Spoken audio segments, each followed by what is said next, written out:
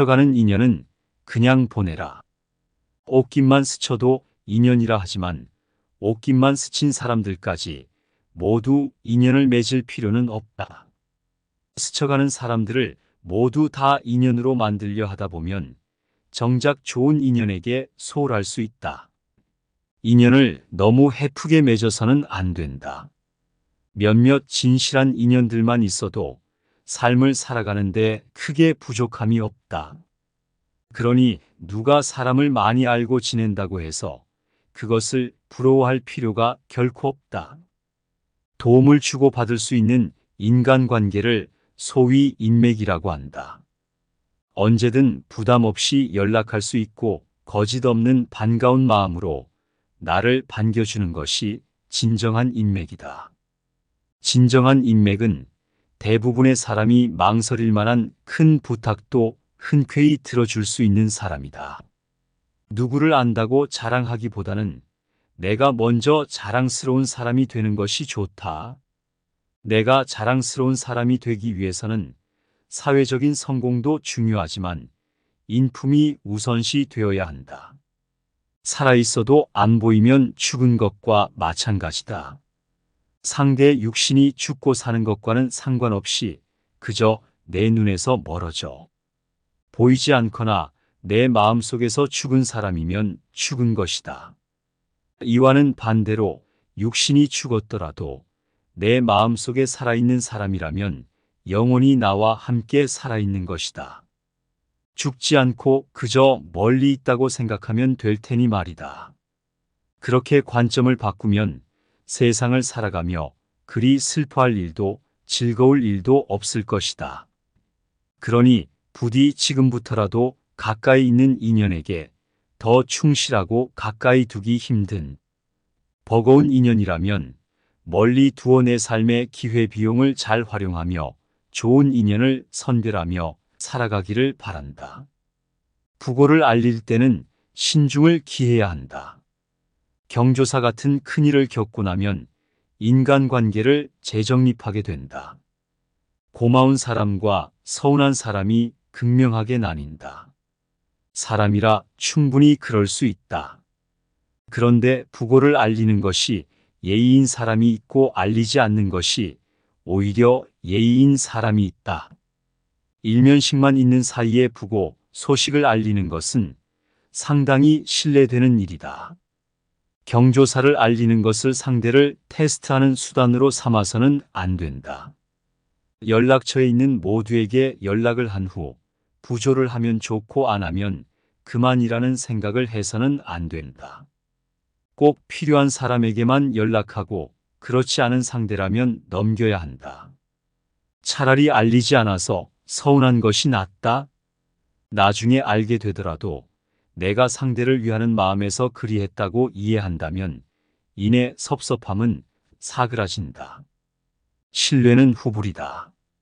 시간이 흐를수록 살아가면서 기본에 충실해야겠다는 생각을 거듭해서 한다. 내가 부모라고 하여 생활 습관과 언행을 함부로 하여 자식에게 신뢰를 잃는다면 그것을 보고 자라는 자식이 부모를 못 믿는 것은 당연한 일이다. 세상에서 가장 무서운 것이 자식의 눈이다. 자식에게 떳떳한 부모로 살고 싶다면 이를 꼭 명심하기를 바란다. 사람은 사계절을 만나 보아야 안다고 했다. 사계절을 만났는데도 믿음이 가지 않는 사람은 거리를 두는 것이 좋다. 12달 동안 믿음을 주지 못한 상대가 한순간에 바뀔 리는 만무할 테니 말이다. 신용이 있는 사람은 애초에 몇 번만 만나보아도 알 수 있는 법이다.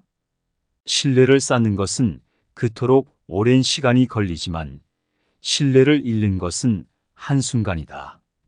그러니 우선은 상대에게 신뢰를 주기 위해 꾸준히 노력해야 할 것이다. 그렇게 쌓인 신뢰를 한순간에 잃지 않도록 잘 유지해 나가야 한다. 삶의 질은 의식 수준이 좌우한다. 의식이란 깨어있는 상태에서 자기 자신이나 사물에 대하여 인식하는 작용을 말한다. 깨어있다는 것은 잠들지 않은 시간이다. 즉 일상생활을 할 때 정신과 몸이 모두 깨어 있는 것이 그것이다. 의식 수준이 높아지려면 학습을 해야 한다. 학습을 통해 생각이 이루어져야 한다. 깊은 생각이면 더 좋다. 깊은 생각은 어디에서 나올까? 전두엽이다. 한마디로 의식 수준이 높아지려면 우리의 뇌 기능 중 인생을 지배하는 뇌인 전두엽을 발달시켜야 한다. 컴퓨터, TV, 스마트폰을 사용하고 있으면 전두엽의 활동이 급격하게 떨어진다. 받아들이기만 하면 되니 생각할 필요가 없다. 정확히 말하자면 그 순간의 뇌는 정지 상태와 비슷하다. 우리가 살아가는 행하는 모든 행위는 의식 수준에 따라 그 표현 방식이 달라진다. 의식을 조금만 확대하면 인생이 어떻게 달라지는지 생각해 볼 필요가 있다. 아마 정말 많은 것이 바뀔 것이다. 인간관계, 건강, 재산이 바뀌고 더 흥미로운 일들이 생길 것이다. 책을 읽고 강의를 듣고 사색을 할 때마다 나의 의식이 더 넓어지고 크게 변화된다. 더불어 나의 세계가 함께 변한다. 공감 능력을 키우도록 하여라. 살아가며 내 말에 공감해주는 사람에게 마음이 한 번 더 가는 것은 인지상정이다. 내가 그렇게 느낀다면 타인도 마찬가지다. 공감받기 위해서는 먼저 공감을 해 주어야 한다. 공감 능력이 떨어지는 사람들의 특징은 상대와 시선을 잘 못 마주친다. 눈동자가 계속 왔다 갔다 움직인다. 치료해야 한다. 반면에 공감 능력이 뛰어난 사람들은 상대와 대화할 때 눈을 응시한다. 메모를 한다. 고개를 끄덕이며 화답하고 본인 의견을 말한다. 대화를 재밌어 한다. 모두 그런 것은 아니지만 대부분 그런 경우가 많다. 공감은 상대에게 상처가 아니라 따스함을 선사할 수 있는 가장 좋은 방법이자 멋진 선물이다. 타인의 단점보다 장점을 보아라. 상대의 단점만 찾아 거르다 보면 종국에는 주위에 아무도 없을 것이다.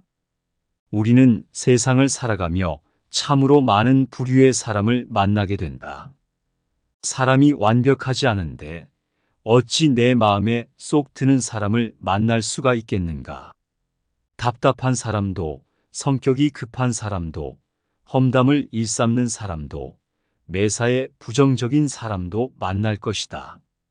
하나 그 모습이 그의 전부라고 보기는 힘들 것이다.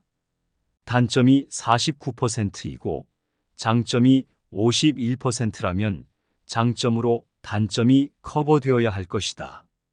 물론 보이는 많은 부분이 부정적인 것이라면 과감하게 인연을 정리하는 용기도 필요하다. 이 판단은 개인의 성향에 따라 다를 것이니 각자가 신중히 가려서 선택할 필요가 있다. 오래 만나고 싶으면 존칭을 쓰는 것이 좋다. 사람은 누구나 대접받기를 좋아한다. 남이 대접해 주기를 바라면서 정작 본인은 그렇게 하지 않는다. 대접받고 싶다면 먼저 대접을 해 주어야 한다.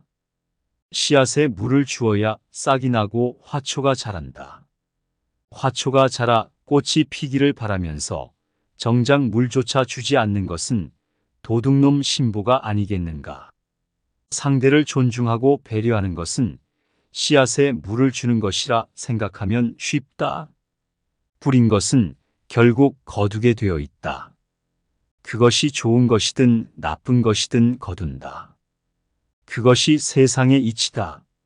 존중받고 싶다면 먼저 존중을 해라.